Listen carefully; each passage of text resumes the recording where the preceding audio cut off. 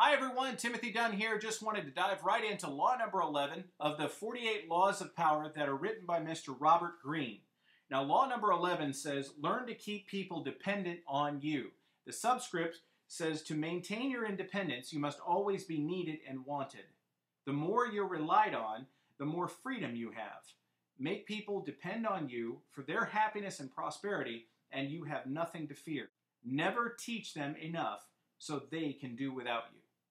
Now, some things we have to consider out of this chapter itself is, let's put this in context. We're looking to either do one of two things. We're either looking to gain power within ourselves in a corporate environment, or we're looking to see what we're doing wrong to relinquish power so that other people can have it, and therefore we get passed by or we don't get the rewards that we need.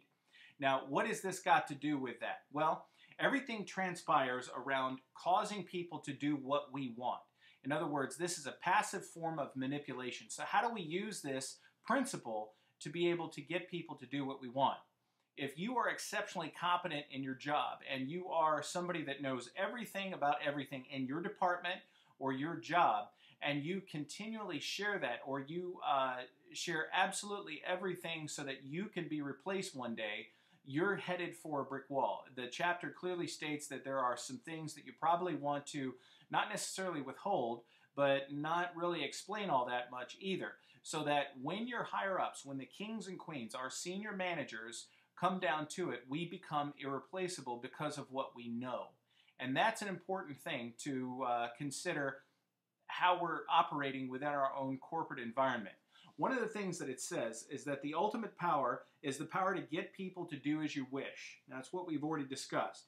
When you can do this without having to force people or hurt them, they are willing to grant you what you deserve, then your power is untouchable. So in this situation, what we want to do is we want to become invaluable in a very positive way in our corporate environment. If there's something that we know that we've perfected that really helps our boss shine, which is what we want to do, remember law number 1, we want to make sure that we don't duplicate ourselves or replicate ourselves to the point that we become irrelevant. So you have to be very careful. Now, if you have a good boss, one of the things that you're going to have to guard against is they're probably appealing to your personality or your emotions to get that extra information out of you. And that's their job to do that. That's one of the things that they are supposed to do as accumulating power as a leader. And we would do that if we're in that situation. But let's talk about it from a servant's perspective or from an underling's perspective. We need to make sure that we have manipulative control just by being very, very competent. Now let's put a case in example. Let's say you're the best in IT, or you're the best in customer service, or you're the best at whatever at your job. If you need a particular day off, or if you need to have a new chair, or if you need something that is relevant to your job, and you are the very best at what you do, your boss is probably going to get that for you, okay? But if you have actually become the best and you've created other people that are the best, you're going to get some sort of speech about economic necessity, budgeting, all these other things that are coming along. What is the difference? The difference is that you've duplicated yourself so that your boss doesn't become totally dependent on you.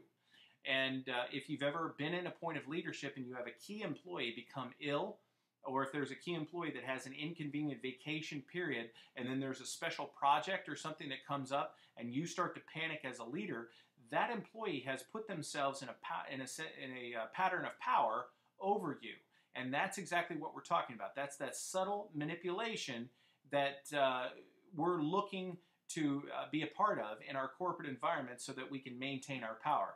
Now, there's a reversal in here which is not very pleasant. It's about knowing where all the bodies are buried. And what that means is that the king or queen could find you indispensable if you happen to have some dirt on them, or you've got something that could cause them to look very bad. Now understand, if that is the reason that you're being kept around, it's not out of love. Matter of fact, that person almost immediately resents you. So you really can't expect to bridge a relationship, and if you're looking to move up the corporate ladder, you're probably going to have to move out of that department and then move up to be able to excel at what you do.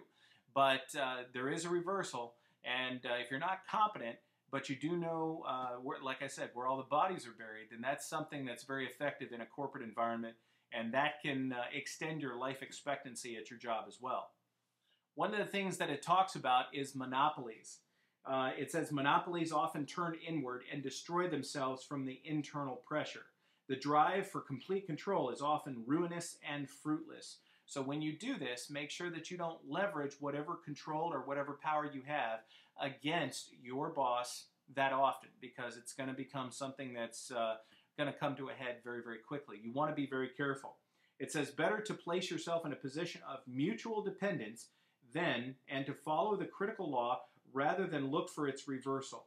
So what that means is if you can actually develop a team environment with your boss saying, look, I'm exceptionally good at doing X, Y, and Z. What I need you to do is I want you to help me with these TPS reports, or I need you to do this or that. So it becomes a symbiotic relationship. You still maintain the control, but now you don't have all of the responsibility. Remember, at the end of the day, the boss can always step away and point to you if something does crash, especially if you're in total control. So you want to make sure that you get some benefit out of it, and it's not just ringing the bell and getting stuff from your boss, but developing that teamwork so that you guys can share that power. And at the very least, it makes you both stronger. Well, I hope this has been beneficial. We're on to law number 12. And again, thank you so much for taking this journey with me. Stay tuned. We'll be right back with law number 12 of the 48 Laws of Power.